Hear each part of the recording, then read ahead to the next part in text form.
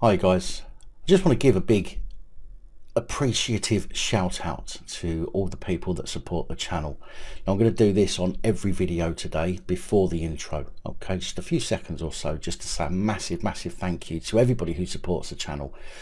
The people who support through Patreon, the people who support through channel memberships.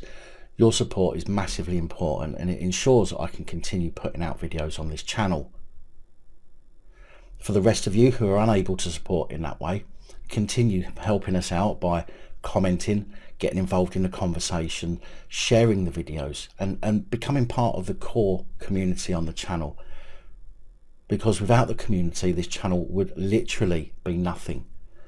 So I just want to give a massive thank you and shout out to everybody who supports the channel in whichever way you do, but specifically to these guys scrolling across the top here, because your support really does ensure I can continue doing the work that I do for you guys. Thank you.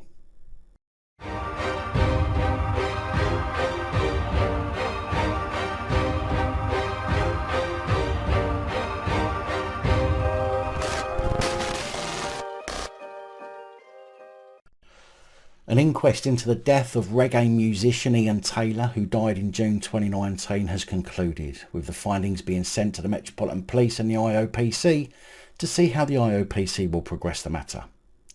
The inquest that ended on Friday saw body cam footage of 54-year-old Ian Taylor on the floor after being arrested in Cold Harbour Lane in Brixton, saying that his airways were closing up and he needed his inhaler, with police dismissing his claims as nonsense.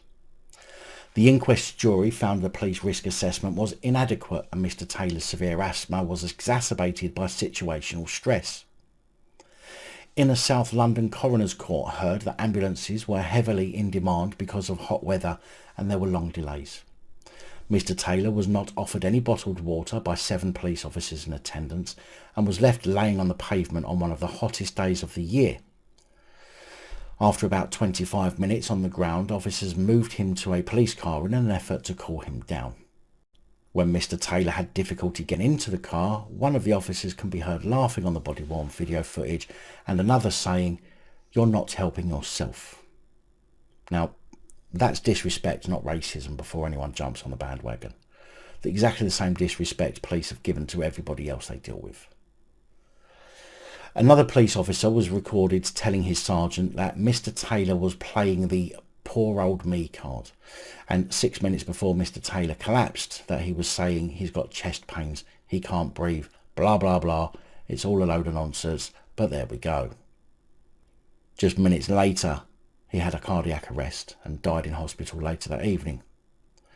The medical cause of death was recorded as a cardiac arrest, acute asthma, chronic obstructive pulmonary disease, situational stress, heart disease and dehydration.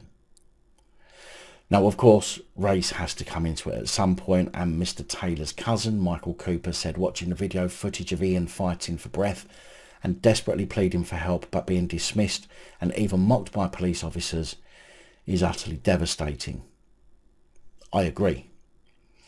They did not do what anyone else would have done and drive him to a hospital that was 3 minutes away. How many more deaths will it take before the police take seriously a black man who says he can't breathe?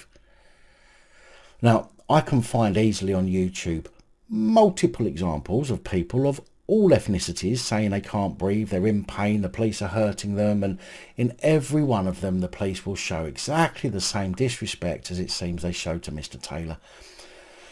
Responding to the inquest's jury's finding, Chief Superintendent Colin Wingrove from the Metropolitan Police described Mr Taylor's death as a tragedy and said the arrest on suspicion of GBH had been necessary because of reports stating that Mr Taylor was involved in 2 separate incidents of serious violence that day. Chief Superintendent Wingrove continued, "The officers on that day acted in good faith and they did what they thought was best for the welfare of Mr Taylor.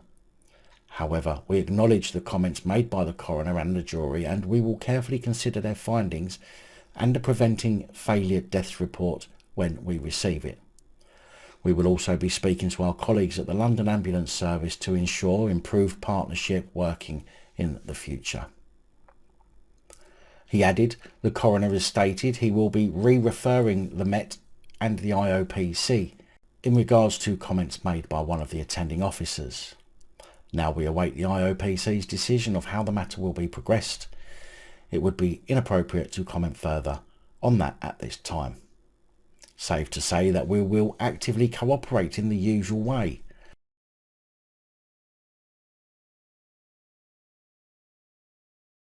This again is nothing to do with colour, religion, sexuality.